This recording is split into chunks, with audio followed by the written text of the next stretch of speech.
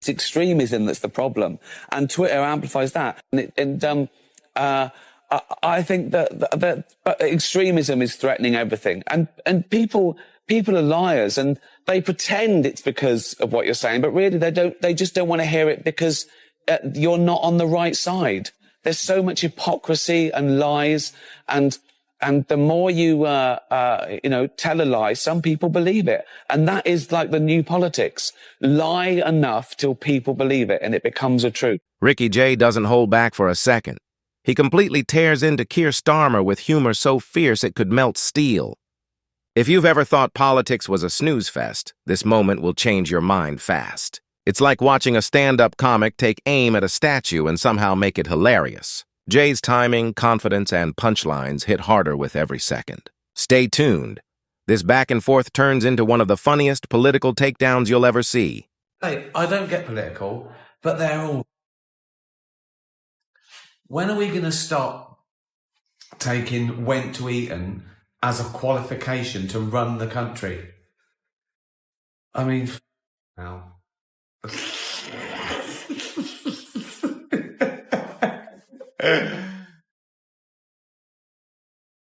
Let's be honest.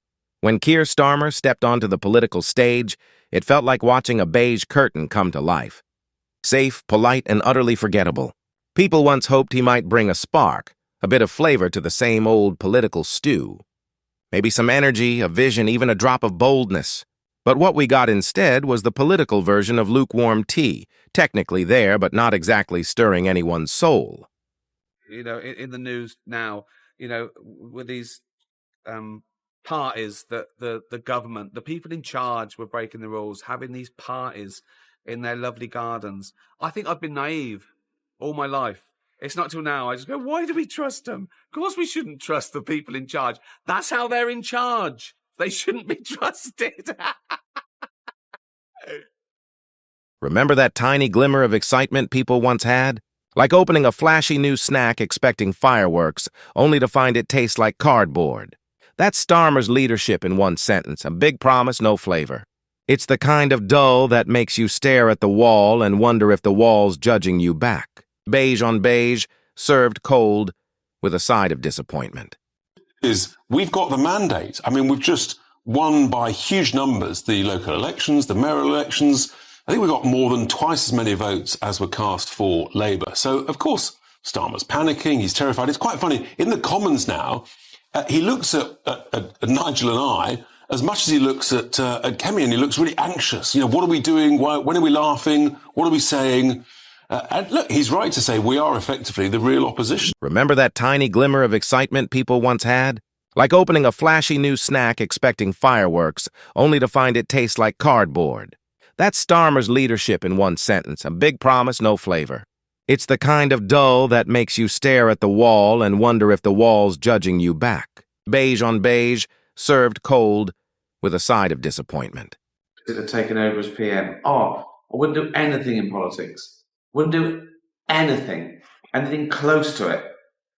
Thankless, horrible. I'd be rubbish at it. I'd be angry. I'd piss people off. I'd say the wrong thing. I'd go, forget it. Do what you want. I was trying to help you. Amongst yourselves. No, that. No. And I wouldn't want to take a pay cut. I wouldn't want to move to a smaller house. And then there's Ricky Jay sitting in the back laughing so hard he's almost in tears. Not because it's funny, but because it's so absurd it has to be. It's like a circus gone wrong. The clowns forgot their act, the lions broke loose, and the ringmaster's still promising everything's under control. Ricky's laughter cuts through the chaos. Not cruel, just painfully honest. He sees a government that promised order but delivered confusion dressed up as calm. And sometimes the only way to survive that kind of irony is to laugh before you cry. Starmer's one of the worst prime ministers we've ever had, and he's only been with us 81 days. But look what he's done in those 81 days. He's allowed the Chancellor to go ahead with a scheme where 4,000 pensioners could freeze to death this winter. And those are Labour figures, by the way, not Tory figures, OK. He's introduced a raft of policies like energy, which could make us dependent on overseas energy ad infinitum, so dictators around the world will control what... Across the UK, ordinary people are standing at checkout counters, watching their grocery totals rise while their baskets somehow shrink. It's like inflation has reached in and stolen half their dinner before they even get home. And just when folks start tightening their belts, along come the tax hikes, national insurance creeping up, council tax climbing higher. It's all wrapped in the promise of helping working families. It's the kind of help that feels more like someone adding bricks to your backpack while assuring you they're lightening the load. Meanwhile, inflation keeps crashing the party like that guest who won't leave, mocking every government promise as prices spin further out of reach. Buying bread now feels less like shopping and more like a bidding war for survival. Starmer's bold claims of economic control, they've turned into the script of a bad comedy. One where the jokes fall flat and the audience just sighs. And there's Ricky Jay again, in the back row, shaking his head, wondering if the whole thing's just one long joke missing its punchline. The worst thing is, the in charge do what they want. And you know what?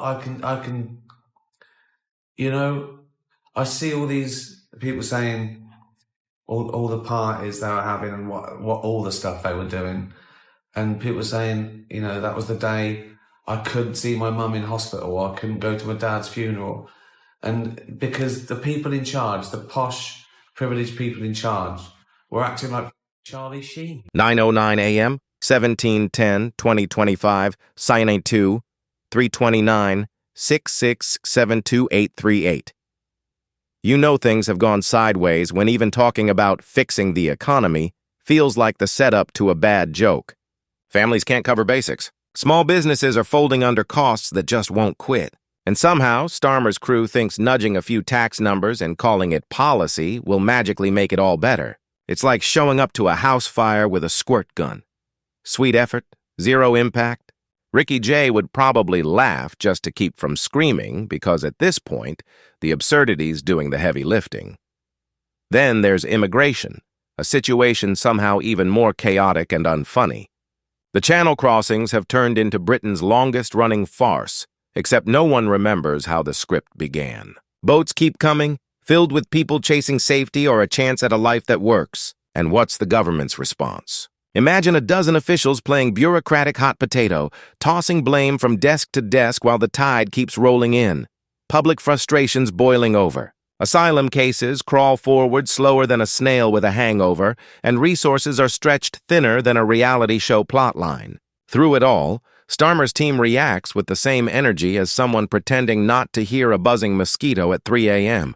And somewhere in the back, Ricky Jay's watching it unfold, half laughing, half in disbelief, because this whole immigration strategy looks less like leadership and more like trying to host a flash mob when nobody showed up and nobody knows the moves. Naishafaram, 17/10/2025, plus 92, 329. I don't know where you are in the world, but we've had a terrible year. I don't want to be that bloke that complains, but it's been shit. And people say, it's good for the farmers. They need a bit of sunshine too, though, don't they? It's like they don't just want 6 months of rain. What are they farming? Mould. I'm a mould. This isn't just about border control or immigration statistics. The ripple effect runs much deeper. It's about law, order, and the uneasy feeling creeping through everyday life. And for Ricky Jay, that's pure comedy fuel.